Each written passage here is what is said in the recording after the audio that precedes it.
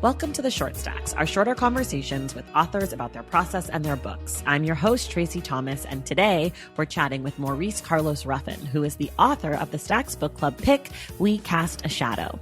We're going to do a spoiler-free look at this satirical speculative fiction novel and how it came into the world. Everything we talk about on today's episode can be found in the show notes. Use that link to shop for the books we've discussed and read the articles we mention. Plus, you'll find our social media accounts in the show notes, and it'll help keep you connected to the Stacks. If you love the show and you want more of it, check out our Patreon page. You can support the work we're doing, earn perks for yourself, and be connected to our amazing community of wonderful listeners. Go to patreon.com/thestacks. If you like what you hear, please take a moment to rate and review the show wherever you get your podcasts, especially if you're listening to us through Apple Podcasts. Okay, now it's time for my spoiler-free conversation with Maurice Carlos Ruffin. Okay, everybody, I am here today talking with Maurice Carlos Ruffin, the author of We Cast a Shadow. Maurice, welcome to the podcast. Very happy to be here. I'm so happy you're here. So we always start these episodes the exact same way. In about 30 seconds or so, can you tell us about your book? Sure. So my book is about a family. The main character is an African-American lawyer who lives 50 years in the future in an unnamed southern city. And he's married to Penny, who is a white lady, and his child, Nigel, is mixed race. And the narrator is just really worried about the vicious effects of racism against his son. And so he decides the best way to protect his child from racism in America is to turn him white. And where did you get this idea? How did this come to you? It was a lot of different factors. I think like a lot of writers, it was the sort of timing and things I had been thinking about. I had been thinking a lot about Trayvon Martin around that time when I started writing the book. Okay. And about people I knew who were not African-American like myself, who were white folks who just couldn't understand how I would see the tragedy in that young man's death. And I recognize you can have people who are otherwise well-intentioned but don't understand, what a society can do to somebody who is othered. And so thinking about that, I said, well, how would this exist in a narrative form? And who is this character? And he just sort of announced his presence one day, and there he was. I love that. So first of all, this book is fantastic. We're talking about it next or on Wednesday on our podcast. Like we're doing a whole deep dive. So we won't be spoiling anything here today, but I do kind of want to know, it's a satire. It's a little science fiction-y, maybe speculative fiction is a better way to say it. Why the satire part? Like, do you think you could have told the story in a non-satirical way or not who you are, not what it is? Well, I can give you a bunch of fancy answers as to why, but okay. I think the two simple answers that are true is that one, when I write, I just want to have a good time. Whether I'm writing a short story or an essay or whatever, I just want to sort of enjoy the experience. And with such a dark topic, I think that if it had very little humor or satire, it would have been too heavy. But also, I'm from New Orleans, and New Orleans is a tourist city. And so I think most of our workers are working in the service industry. And there's a sort of blasé feeling towards tourists, not against them, but kind of like, oh, here come these tourists. They want another party. There's a party like every 10 minutes in the city, basically. Right. And so it becomes sort of, humorous, just watching it happen over and over and over again. And I can tell you my experiences with racism is that, a simple example is that, walking into a store for the first time and being monitored by the sales clerk made me angry the first time it happened, and then confused the second time it happened. But by the 5th or 20th time it happened to you, it's kind of like, what, this is really hilarious. There's my old friend racism watching me walk around the store. Right. So that's kind of how I thought about it. Okay. I like that. That's a really good answer. I am not huge on reading satire. I think it's really hard. I tell people I think it's like a muscle. I think you really have to flex your satire muscle as a reader, because if you're watching a film or a TV show that's satirical, the actors might give you some clues with their faces that they're joking. And so I think that the ability to write satire is got to be super challenging, because you have to be putting the nuance in your writing. You can't rely on, Donald Glover to roll his eyes for you or whatever. So true. And you, this is your first novel, but you are a writer in addition to being a lawyer. Did you find that writing satire was more challenging than maybe writing something that's more straightforward? I think that satire is probably my natural mode. Okay. Again, being from this city and then growing up reading books, for example, like John Kennedy Toole's Confederacy of Dunces, for example, Hmm. which is set in New Orleans. It's written like 50 or 60 years ago now, and yet it's still like the tone of it like fits the city. People here have a great sense of humor, Okay. also a gallows humor and a very quick humor that unveils itself slowly, to outsiders. And so I think in writing the book, I wanted the satire, but also, I don't like satires that are too quippy or witty or glib or shallow. Right. And so I wanted to have like a beating heart, which is why the family is really the sort of center of everything that's going on here. To them, it's a very serious story. Right. Of course. I do want to talk a little bit about the New Orleans part of the book, or the city as it is Mhm. called in the book. I shouldn't assume that it's New Orleans, but there's a lot of world building that you do throughout the book, kind of leaving us Easter eggs about things that we might recognize from our current world, but that are changed or similar in this future world. How much of the city is based on real life, and how much of it is just you kind of going off and doing your thing? Well, New Orleans is definitely a foundation. I don't say it's New Orleans, and maybe it's not New Orleans. I think I may have thought of it as sort of a speculative future in Hmm. which maybe New Orleans is called something else. Um, but the bottom line is that it's definitely a southern city, and it definitely has a lot of the traits of this city, including streetcars and a sort of carnival parade that happens once a year, and a lot of the sort of joie de vivre. And just geographically, some things I invented, like and there's this really gigantic mall that sits on the river called the Mall of the Seven Myrtles. Doesn't exist here in real life, Right. but I just sort of expanded it. And also these the projects, the Ticoloche projects. These are me just sort of extrapolating using the past where we had these projects and these sort of malls that are gone now, Hmm. and making my own futuristic version of them. Okay. What was the hardest part about writing this book, and what about this book came easily to you? The hardest thing about it, I think that anybody who is taking on a serious topic, whether it's sexual assault or suicide or racism, Mm. those are dark materials. And what happens is that to really engage with it and to try and create an experience for your reader, you have to really have this almost this method actor's mindset of putting yourself into the main character's shoes and walking along with this person. And so I'll tell you, there were times where I was reading, research material and getting prepared to write a chapter, and I would think, I just feel so sad right now. Mm. And I think that maybe in a strange way, the book took longer for me, sort of like stopping occasionally for a week or so and just like not writing for a while, so I could think about it and bring myself back to it. And I was looking at a lot of good friends and people in my life to keep me, entertained and happy and full of life. But it was hard to stay in that topic for 4 years. Right. And what sort of research materials were you reading and going to?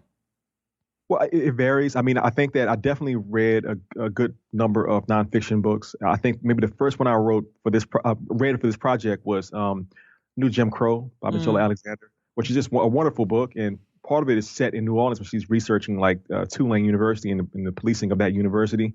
Um, I watched a lot of movies, believe it or not. I'd never seen a film called Imitation of Life from the Mm. 1950s that really informed a lot of this idea of othering and passing for white, and how you got to sort of bend yourself like a pretzel to fit into society. Mm. And a lot of online research too, which is so convenient to have, Yeah. Wikipedia, Google, university resources, and that sort of thing as well. Yeah. How did you come up with the title for the book? It took a while, and I think in my process, I'm the kind of writer where if I don't have a title that I'm 100% satisfied with, I know I'm not quite done with it. So I had many working titles. Okay. At one point, it was called Nigel after the son in the book. Okay. At one point, I think it was called The Sellout, and then Paul Beatty's book came out, and I was like, well, you can't do that. Oh my So, gosh. yeah, totally, totally. And so I just, in my mind, on the very last day of me sitting in a coffee shop writing, like revising like the late version of this book, I kept sitting there thinking, all right, Maurice, just like put a bunch of titles on the screen and see what happens. And I put down We Cast a Shadow, um, which was based on an earlier title I had called All of the Lights, Kanye West's song from Mhm. Dark Fantasy. And I didn't want like Kanye West to see my All of the Lights title and kind of get mad and like attack me on Twitter. So I just reversed it from All of the Lights to We Cast a Shadow, which is Okay. sort of the photo negative version of that same title. And there's a lot more shadows in the book than there's light, so it sort of fitted as well. Yeah. Well, that's so funny that you said the sellout, just because now I'm thinking about that book, and your Mm. covers are kind of similar in the Oh, idea of like like the repeated image over and over and over. yes, absolutely. And that had not dawned on me until I'm sitting here just now and I'm like, you're an idiot. You're not, because you are the first person to point it out. And actually, I never made that connection myself. Okay, So good. good on you. I would not have made it if you hadn't literally said the sellout, but I'm glad that I took it there. It's teamwork. Yeah, perfect. Okay, I want to talk a little bit about Maurice, the writer person, aside from the book. So I know that you're a lawyer, and I know that our lead character, our narrator, is also a lawyer. So I guess the question is twofold. How much of you would you say is in the book? Which I know is kind of a weird, I sometimes don't like that question, but only because those two things match up. And I know that you're in New Orleans and it's a New Orleans-ish, but also how much of the stuff about law firms is real?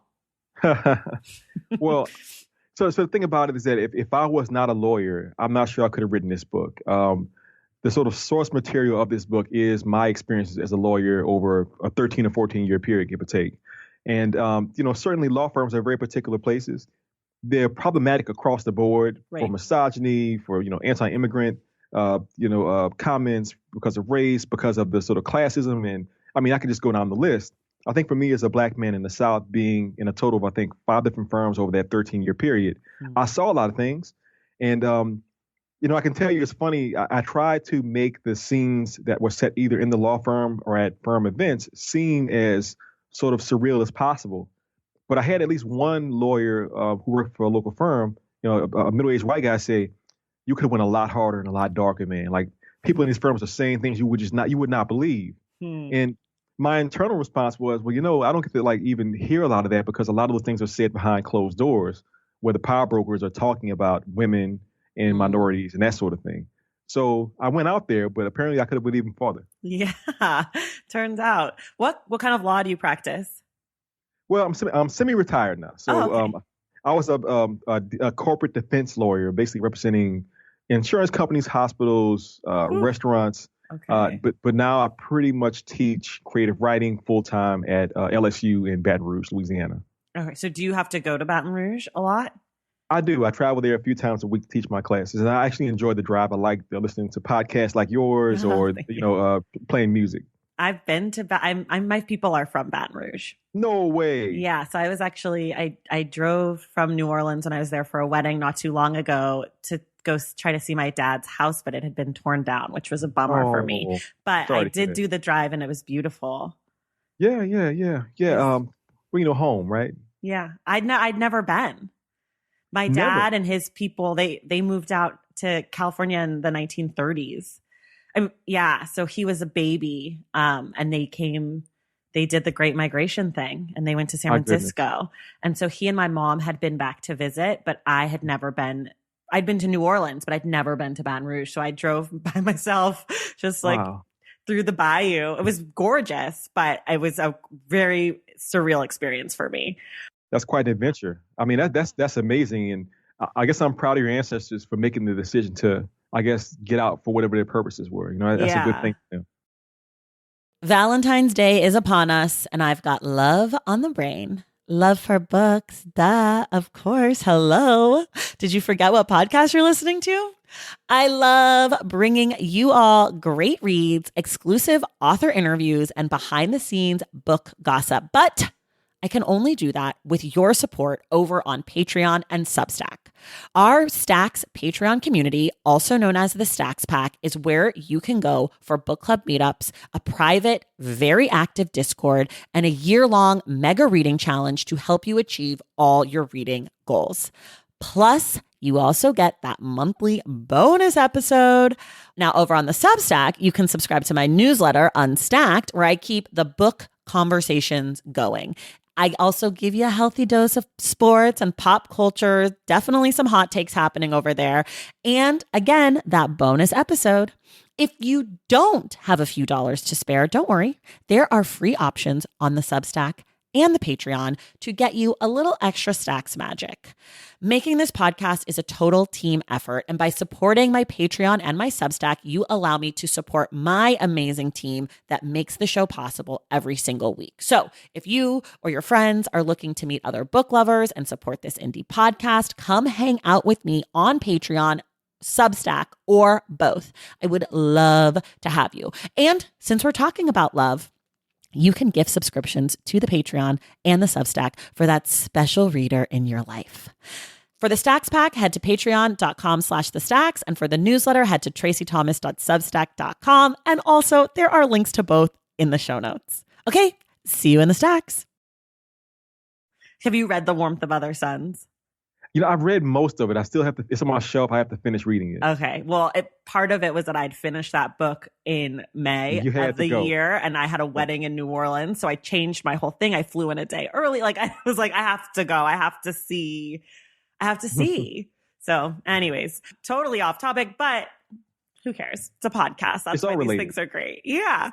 So you said it took you almost 4 years to write the book. Where did you do the writing? How did you find time to do the writing? How do you squeeze in just a casual novel into a teaching and law career?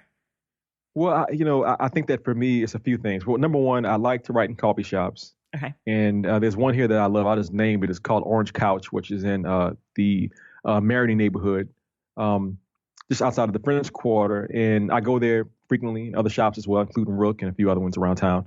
But timing, I think that a lot of writers have this feeling of, writing is so difficult. How will I find time to do it? Particularly when I was practicing full time as a lawyer and working 40 to 80 hours a week sometimes. I often felt like that little bit of time after work, maybe like on a Wednesday night at 8:30, going to a coffee shop and having that hour and a half to write just for myself, it was exhilarating. I felt like I was doing this really joyous thing. And now, as a professor of creative writing, I gain energy from that also. I don't feel tired at the end of the day. I feel like, you know what? I've been talking about writing all day long. How great is that? Yeah. And it just gives me a good energy. It's like your mental health break. Yes. Yes. And now it's my life. Yeah. Now it's your life. But that's so cool that you're able to turn it into your life. How do you write? So you go to your coffee shop. Do you have headphones in? Do you listen to music? Do you have a snack? Do you have a go-to beverage, like rituals? What sort of stuff is in your writing space as you write? On maybe a perfect morning, I might go to a shop on a Saturday morning, for example, and start bright and early, 7 o'clock. Have a cup of coffee, maybe. I don't drink too much coffee, but I will sometimes.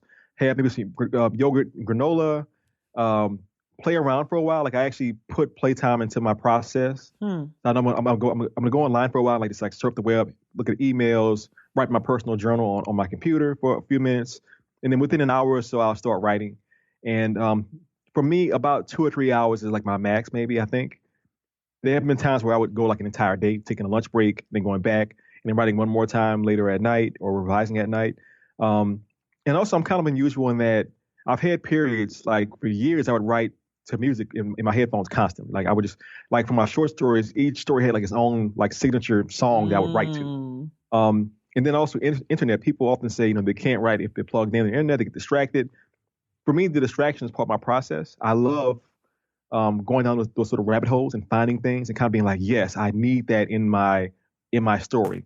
And so for me, it's whatever works, whatever fits the narrative, and it's all part of my process. Is there music that goes along with We Cast a Shadow? I made a playlist for somebody a few months ago, but definitely there were healthy doses of Kanye West from Dark Fantasy era, and that's good. His album. He's so complex in that album. Like, he's like, I'm the baddest person on the planet, but I'm also so like confused and weak, and I'm going to die young, and I just love the way he just shapes that entire narrative in there. And I mean, I have a pretty wide swath of taste. I love Bjork. I love Joanna Newsom. I mean, Beyonce, of course, got to have some of her in there sometimes as well. I can go on and on and on, but I love a lot of stuff. Okay, this is also off topic, but have you ever heard of the podcast Dissect? No. Okay. I'm about to change your life. You're welcome in advance. And the funny thing is, this actually came up when I was talking about your book with or with the guest that I talk about your book with. This podcast came up again, but it's called Dissect. And the host is this guy named Cole Kushna, and he does only hip hop albums. And he's kind of this like nerdy white guy, and he is a music guy. So he takes the album track by track and breaks it down. And he does all of My Beautiful Dark Twisted Fantasy, and he takes all the samples, and he goes through the lyrics, and he goes through everything. And I love that album since the day it came out. It's one of my favorites. I think it's one of the greatest albums, but he made me love that album in a whole new way. Like songs that I usually skip now 10 years later, I love. He does a whole thing about the 9-minute Runaway. He takes it into two episodes to do all of Runaway. It's incredible what he does with the album. So it's called Dissect. It's the second season, is the Kanye season. This current season he's doing now is he's doing Damn by Kendrick Lamar. Yeah. The guy is super nerdy, and I always warn people because it's almost jarring how nerdy he is. Like you're kind of like, who are you? But he's a music theory person. So he talks about the key signature and the like the dissonance between the end of, one song and the start of the next song, and how the first note in Runaway is actually the last note that finally resolves the song before. It's like stuff that blows your mind. So if you're into that album, I am already there. I'm making a note to myself. Okay. I will be checking that out. I mean, all you have to say was hip hop and dissect. So I'm into it. So good. It's so good. And I just love the show. We're going on so many tangents today. I love it. I've lost my track of thought, but who cares? But see, this is how my mind works, because I'm all like footnotes and tangents and parentheticals in my mind. This is how my mind works too. But it can be a problem when you're hosting something and you have to be responsible for like the order and the time. It's great when you can just have a conversation. But, I know what I was going to ask you. Because your other job, aside from being a writer and being a creative, is being a lawyer, which is much more rigid, I would assume. Do those things work well together for you? Or do you sometimes find it hard to take off your lawyery hat to sit down and get creative? I think I was born to be a creative. And I think I sort of stumbled into law. Like many people these days go to law because it's sort of like the last result. You find a lot of English majors in the law, for example, and a lot of lawyers who have these other talents, whether it be acting or dancing or whatever. And I think that for me, the law has been very, very helpful in that it gave me a sense of discipline. I'm very good at just sitting down and writing for an hour or, an hour and a half, and just getting it done without fretting too much, sort of bulldozing through writer's block. And then also the feeling of, I think in my younger days, I was very flowery in my writing, and law made me much, much more succinct and efficient and direct in my writing. And then lastly, I have a lot of gumption. If I get a no, I don't take that as the final answer. With the submissions process in my short stories, for example, I would just figure out new techniques to fight forward. And I've been very successful in getting stories published, getting my novel published, and getting other things published. And that gumption is an important part of being a successful writer, I think. And did you always want to be a writer? Was that always part of who you were, or is that something that came to you later in life? I definitely always enjoyed literature and storytelling in all its forms, whether it's whether it's like a Toni Morrison book I would have read as like a 11-year-old, or a Maya Angelou, or comics and film, and those things were all part of my world. But like a lot of writers, if you don't know a writer personally, you don't know how you get to that place, how you become a quote unquote writer. And so it was like my personal hero's journey, I say, to like take 15 years to figure out how to go from being this guy who really wants to like try to write a novel to, wow, I wrote a novel. How about that? And this is kind of a everyman question. What's the word that you can never spell right on the first try? Oh, there's a couple of them. I was talking to my students last night. I was trying to write something on the board, and I could not get it right. See, I'm good at hieroglyphics and arpeggios, but I'm bad. So there's a name. I can't get Virginia Woolf's last name right ever on the first try. Okay. Sometimes I can't recognize which, like, whether or which. Okay. I can't, I just keep thinking, how do you spell it? Or maybe it's really weird like that. Words like assiduous and conscientious, like lots of C's and S's. I just can't figure out how many S's to put into it, or how many, so yeah, those kind of words as well. I love it. I just love hearing because writers write and you think they're just like you don't think they ever have to backspace. Oh no, spell check is a lifesaver. I Thank don't know goodness for how that. people did it before spell check. I don't know. I don't understand. I can't even send an email, a casual email, without having to go back and fix it. For people who love We Cast a Shadow, what are some other books that you might recommend to them? Oh my goodness, there's so many of them. I'll start from present and I'll work backwards a little bit. So I highly recommend Sarah Broom's The Yellow House, and that book is nonfiction. She's up for a National Book Award right now. We're from the same little neighborhood called New Orleans East, which is like 98% African American. And the way she details the sort of geography and the family life of that area, I see like some of my own like thoughts and writing on her pages. And so we're like related as writers in this community. Matt Johnson has a book called Pym. Pym is his take on Edgar Allan Poe's only novel. It's this weird sort of racial allegory. It's very bizarre and very amazing. Anything by, for example, of course, we know Jesmyn Ward. We have KSA Lemon. I love what they do. Those two writers in particular are so good at showing the sort of abundance of the Black experience. Yeah. KSA is a person who maybe like love Mississippi, which I always kind of avoided. As a Southerner, I'm like, you know what? We're bad in Louisiana, but Mississippi, my goodness, right? Mm-hmm. But I see how he presents the strength of Black families in culture, and I love that so much. And I guess lastly, I think about books like, this book was in part inspired by Ralph Ellison and Invisible Man. And when I read that book as like an 18-year-old in college, I kept thinking, this is what it feels like to be myself in the world. And I've not seen this anywhere else in anything else. And a big part of my journey of writing this book was to kind of say, you know what? I want to pay homage to that as much as I possibly can. And so he sort of made me as a writer in a lot of ways. And that book was really helpful to me. So my listeners will be hearing this before they hear the episode where we talk about your book. But Chris L. Terry, who's my guest when we talk about your book, he actually says, Race card. Yeah. Black card. Yeah. He says something along the lines of, there's no way that this book isn't inspired by Invisible Man. And he says something very similar about his experience with Invisible Man, that it was something that changed the way that he kind of understood how and who could be a writer. Ellison has many children. And even I think the man who wrote The Sympathizer. Viet Nguyen. Viet Nguyen, exactly. I mean, he said he was inspired by that. Yeah. And I think Ellison was maybe one of the very first people to give us a real sort of psychological insight to what it means to be othered in the West. And he did it just so well. I mean, it resonates even today. I actually have not read that book. It's on my list. It's been on my list forever. It's one of the ones I'm sort of embarrassed that I haven't read, but there's just so many. There are so many books. But I have read Black No More, which reminds me of your book, obviously. George Schuler. Yeah. Because they're in the same kind of world. They go different directions, but they kind of start in similar places. You know what's funny about that? That book has been mentioned more times than any other book in my interviews. I've never read it.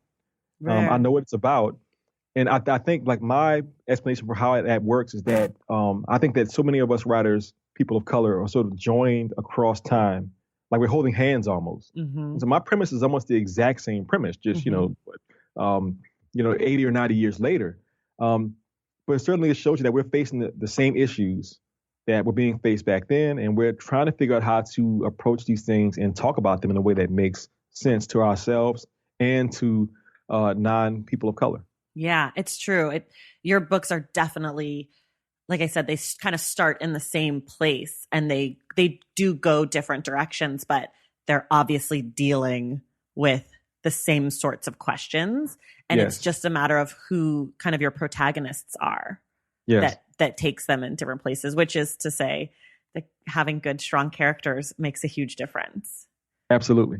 So because you're talking about race and you're not talking only to Black people in your book, have you received pushback on this book? And if so, was any of it stuff that you agreed with? That's a good question. And first of all, I mean, the book has some scenes that are very, very intense. Mm-hmm. And, it involves physical abuse sometimes. And that can be hard to think about at all. If you combine that with race and gender and everything else that's going on in this book, those moments are difficult. And I have had at least like one or two readers. Well, maybe the funniest reader was somebody, it was the first comment on Amazon. She says, Maurice Ruffin is a troublemaker for talking about this at all, period, in this way. And I think I smiled when she said that because I kept thinking, you know what? If I wasn't making trouble, it wasn't worth writing this story. And as I look back on it now, I think, well, you know who said it best? I saw it this morning. Jeremy Harris, who has that play, Slave Play, up in New York right now. He was on a TV show this morning.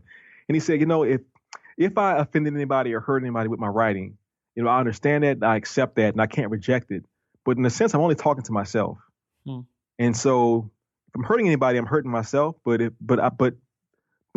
you overheard my conversation, then that's on you. And maybe it's a content warning, or maybe it's just like, that's part of what art does. Art is going to make you feel uncomfortable and make you feel a little strange inside. And if it doesn't, then maybe it's not really art. Right. And if you're writing satire and you're not making trouble, you're probably not doing very good. That's right. I mean, I feel like that's the whole point of writing a satire. Otherwise, why wouldn't you just write a memoir or a novel that is, this is the way the world is, right? Like, everything is so nice. Yeah, no you could do that, but it wouldn't be satire. We've overcome everything. All the problems have been vanquished. Yes, in this near future in the city, there's no race. Nobody sees color. Who's the coolest person who's expressed interest in this book, or who you've heard from that read it that made your heart sing? Oh my goodness, so many people. I mean, I'll go with the most recent person, Dr. Ibram X. Kendi, who his most recent book is How to Be an Anti-Racist, and he wrote Stand from the Beginning, which won the National Book Award. If anybody's listening to this podcast and doesn't know who that is, they must be a brand new listener, because he's one of my faves. Yeah, so he was on a podcast back in September, which I wasn't even aware of it. And then somebody retweeted it on Twitter like 2 or 3 days ago. And he was talking about my book in like 2 different segments in that show. And he was like so into like the main character and the problems presented. He's like, this book is so complex. And I was like, oh, well, that's all I need. I mean, that's it. I've reached the pinnacle. Do you know what podcast it was? Long Reads. Okay, I'm going to link to it in the show notes for people if they want to hear that. Yeah, the September 3rd episode, yes. Okay. Oh my God, that's such a cool person. Okay, if you could have one person, dead or alive, read your book, who would it be? Oh my goodness. Oh man, that's a tough one. Whew. I would love to know what Toni Morrison would have thought about it, because she's such a hero to me. And I didn't really have any connection to her personally, but her books have touched me so much. And I know that I'm not even, half the writer that she is, but I think that the sort of courage she had and the ability to just put things out there and not fear what people would say about it, that's such a big part of what I try and do in my writing. And her brain was just so huge. So I can only imagine where she would go in talking about what I wrote. Yeah. That's a good person.